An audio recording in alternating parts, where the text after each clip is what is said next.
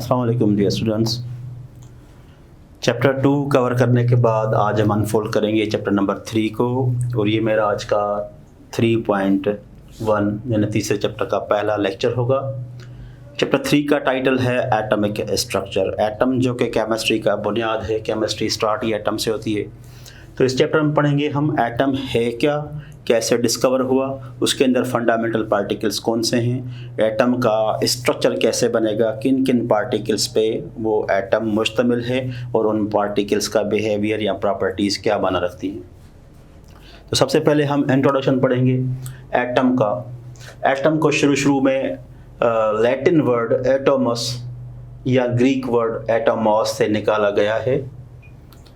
शुरू में old era में एटोमॉस या एटमस की माना थी smallest particle, tiniest particle, indivisible particle, इसको डिवाइड ना कर सके, इनविजिबल पार्टिकल, एक इमेजिनरी पार्टिकल जिसको हम देख ना सके, इनडिस्ट्रक्टिबल जिसको मज़ीद हम छोटा ना कर सके, डिस्ट्रक्ट ना कर सके।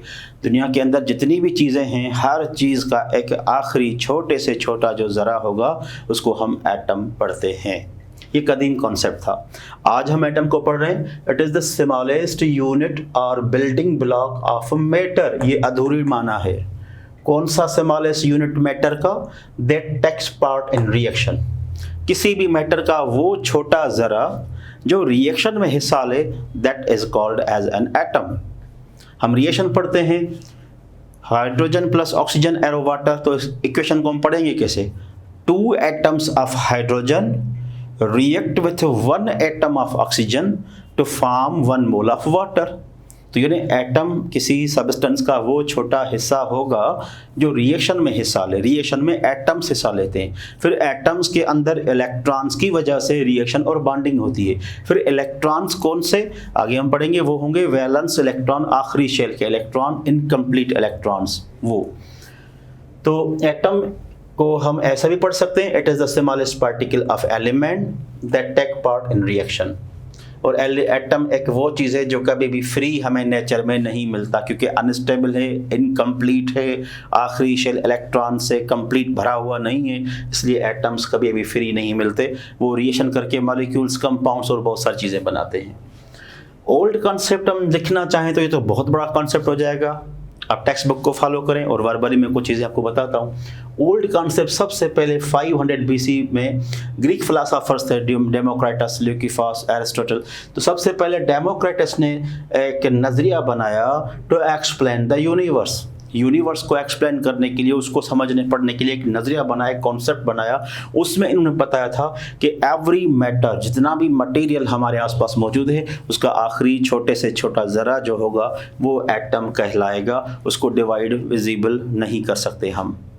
फिर उसके बाद 18वीं सेंचुरी में डाल्टन ने एटमी नज़रिया पेश किया, जो आपने 9th में पढ़ा होगा कि एटम स्मॉलेस्ट पार्टिकल है, सेम एटम मिलके एलिमेंट बनाते हैं, डिफरेंट एटम मिलके कंपाउंड बनते हैं। किसी भी रिएक्शन में, रिएक्शन से पहले और रिएक्शन के बाद एटम्स हमेशा बराबर रहते हैं। ये 4 नुक्ते डाल्टन एटमिक थ्योरी के थे।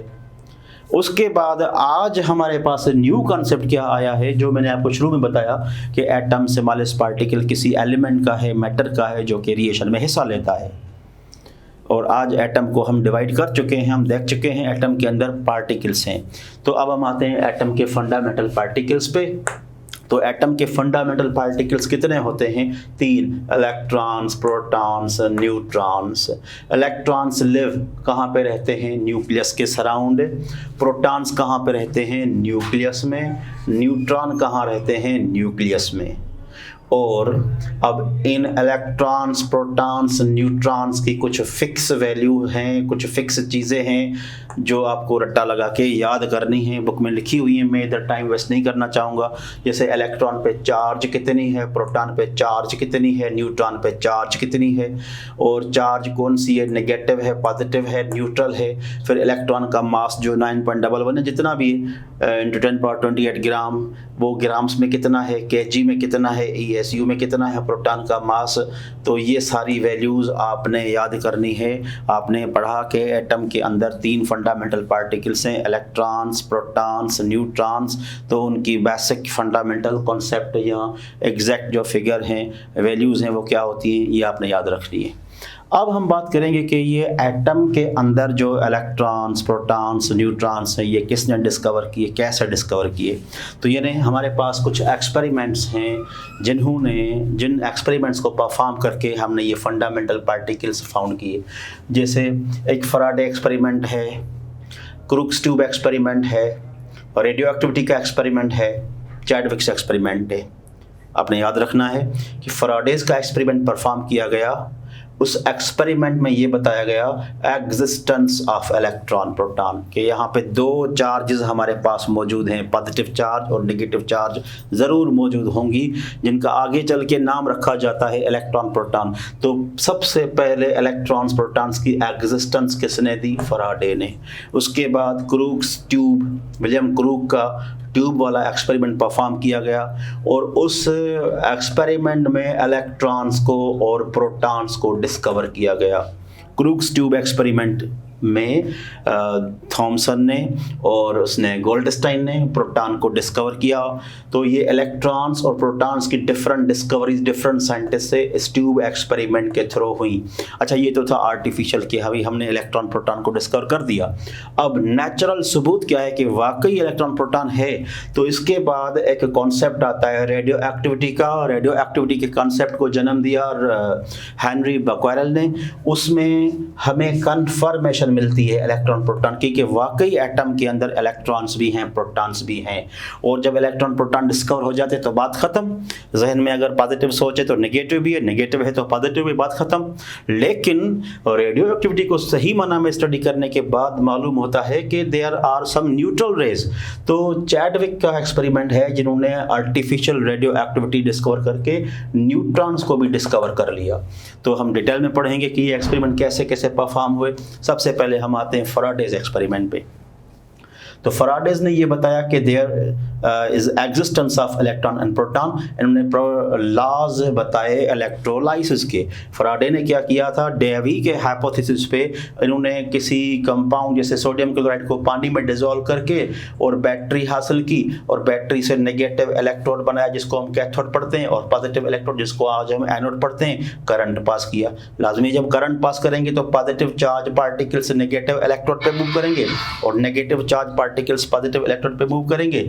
तो ये जो पार्टिकल्स होंगे नेगेटिव और पॉजिटिव, ये किस्म की चार्जेस हैं। तो जब ये चार्जेस प्रोड्यूस होती हैं तो फैराडे ने कहा कि सॉल्यूशन टूट चुकी है, इसके अंदर 2 किस्म की चार्जेस हैं। जब इसके पार्टिकल्स, जिनको आपने एटम पढ़ा, जब उनके पार्टिकल्स को हमने चार्जेस में तोड़ दिया तो किसी और सब्सटेंस को भी हम चार्जेस में तोड़ सकते हैं। तो ये जो नेगेटिव और चार्ज पॉजिटिव चार्ज है, यही फंडामेंटल है इस मटेरियल का। तो इस पे स्टडी की गई कि नेगेटिव चार्ज, जिसको आज हमने इलेक्ट्रॉन का नाम दिया हुआ है, पॉजिटिव चार्ज प्रोटॉन है। ये हम इनकी मजीद स्टडी करने के लिए विलियम क्रूक मैदान में आते हैं, जो बोलते हैं कि मैं डिस्चार्ज ट्यूब बनाता हूं, आप इस डिस्चार्ज ट्यूब में एक गैस फिल करो और उस गैस के अंदर नेगेटिव और पॉजिटिव चार्ज ढूंढ के दिखाएं। अगर वाकई नेगेटिव पॉजिटिव चार्ज का वजूद है, फंडामेंटल पार्टिकल्स हैं, तो इस गैस के अंदर भी मौजूद होंगे। गैस भी मैटर है। तो इस पे बहुत सारे साइंटिस्ट ने वर्क किया। पहले हम इस ट्यूब की कंस्ट्रक्शन पढ़ते हैं। यह गैस का डिस्चार्ज ट्यूब बना शीशे का ट्यूब है। ये हमने बैटरी ली, बैटरी की नेगेटिव तार एक मेटल की प्लेट से हमने अटैच की, जो मेटल की प्लेट इस गैस ट्यूब के अंदर फिट है, और बैटरी की दूसरी तार दूसरी प्लेट के साथ हमने अटैच की। अब ये नेगेटिव फील्ड है, ये पॉजिटिव फील्ड है, इसके अंदर गैस फिल की गई है, और इधर बैटरी का करंट देखिए, गैस में करंट पास किया जाता है। देखते हैं गैस में जब करंट पास होता है तो क्या इनमें भी नेगेटिव पॉजिटिव चार्ज है, वो निकलेंगी, नहीं निकलेंगी। और इसके नीचे से एक ये वैक्यूम पंप रखा हुआ है गैस का प्रेशर कम करने के लिए, प्रेशर बढ़ाने के लिए। तो ये एक्सपेरिमेंट परफॉर्म किया गया क्रूक ट्यूब एक्सपेरिमेंट में। गैस फिल करने के बाद करंट की वोल्टेज बढ़ाई गई, 5000 वोल्टेज तक करंट दिया गया, लेकिन कोई भी चीज़ जाहिर नहीं हुई। फिर वैक्यूम पंप बनाया गया, गैस का प्रेशर कम किया गया। तो आहिस्ता आहिस्ता जब प्रेशर 1 सेंटीमीटर मरकरी रखा गया तो गैसेस, इसके अंदर जो गैस थी उसमें थोड़ा सा ग्लो स्पार्कलिंग ज़ाहिर हुई। आइडिया ये हुआ कि करंट को 5000 से बढ़ा के 10,000 रखा जाए और 5000 to 10,000 इलेक्ट्रिक करंट जो है वो एम्पियर वो अप्लाई किए गए। उसके बाद जब प्रेशर कम कर किया गया, आहिस्ता आहिस्ता प्रेशर 1 मिलीमीटर मरकर रखा गया, गैस की कंसंट्रेशन बिल्कुल कम रहेगी, मॉलिक्यूल्स बिल्कुल कम थे, उनमें जब इतनी करंट की शिद्दत पास हुई तो मोस्टली पूरा ट्यूब जो है वो गिलो होना शुरू हुआ। आखिरकार जब प्रेशर बहुत ही कम किया गया 0.001 मिलीमीटर मरकरी, तो गिलो जो था वो डिसअपियर हुआ और ब्रिलियंट लाइट रेज अपीयर हुए जो कि कैथोड की तरफ से मूव कर रहे थे। ऐसे ये बहुत सारे ऐसे रेज अपीयर हुए कैथोड की तरफ से एनोड की तरफ आके डिस्चार्ज हो रहे थे, इधर आकर वो मर्ज हो रहे थे, ख़त्म हो रहे थे, इधर आके वो डिसअपियर हो रहे थे।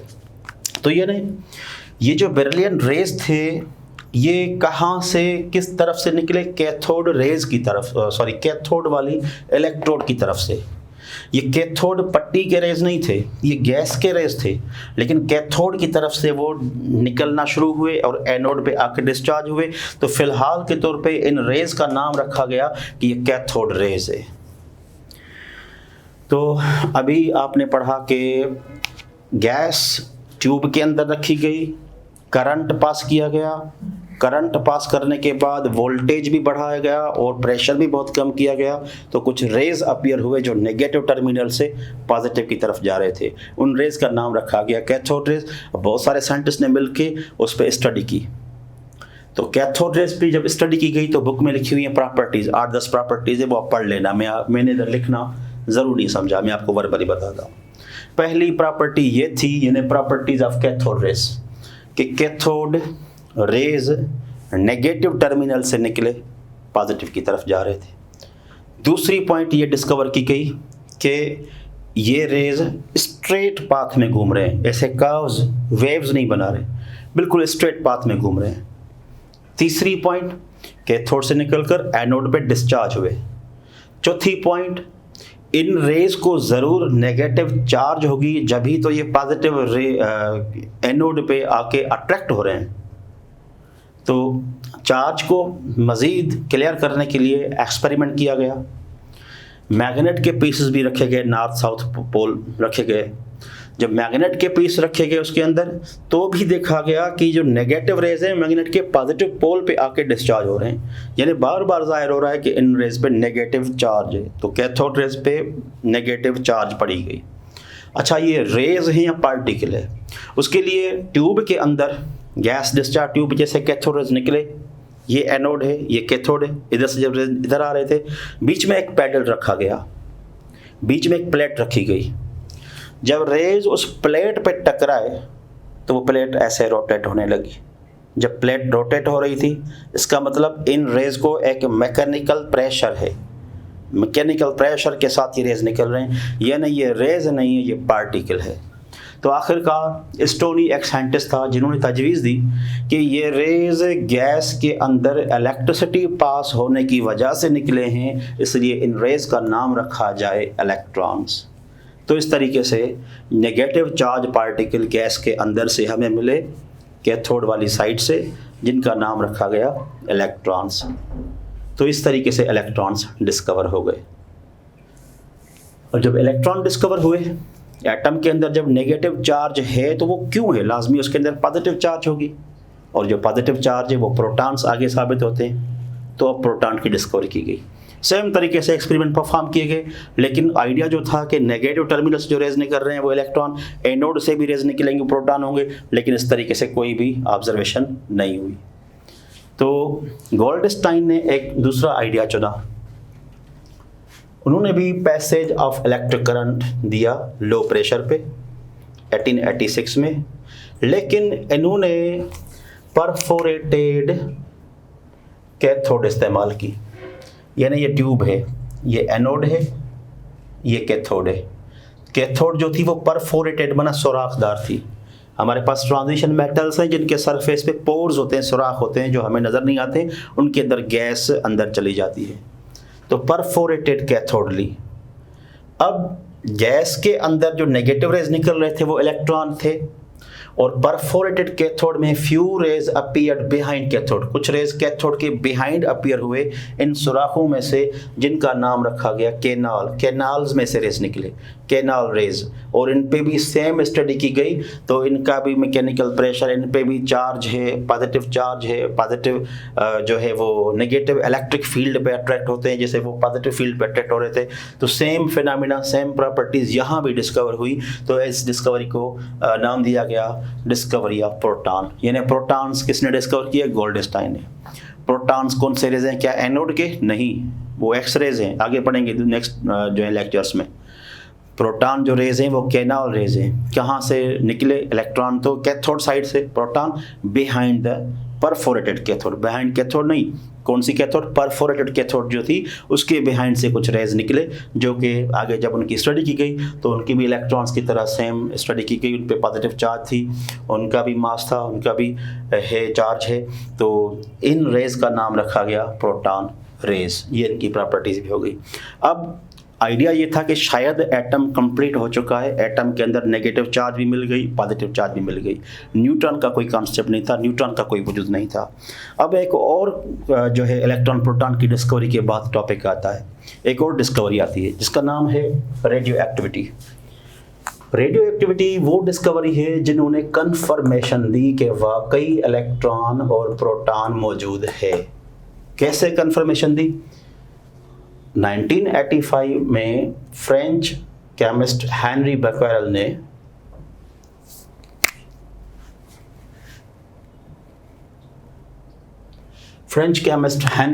ने ये रेडियो एक्टिविटी का कॉन्सेप्ट डिस्कवर किया।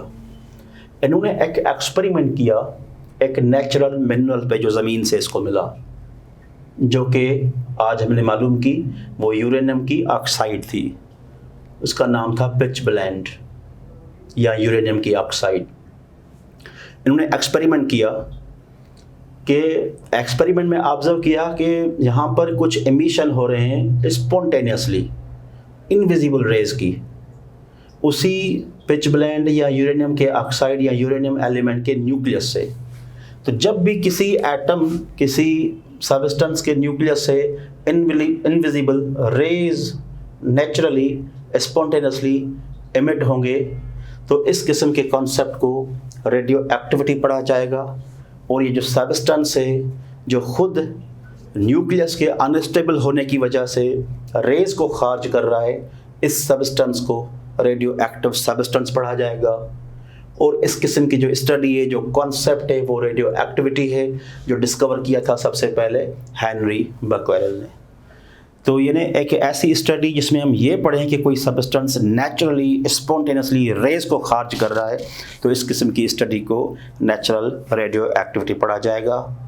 उसमें जो रेज निकलेंगे वो रेडियो एक्टिव रेज या रेडियो एक्टिव रेडिएशंस होंगे। वो जो सबस्टेंस होगा उसको रेडियो एक्टिव सबस्टेंस पढ़ा जाता है।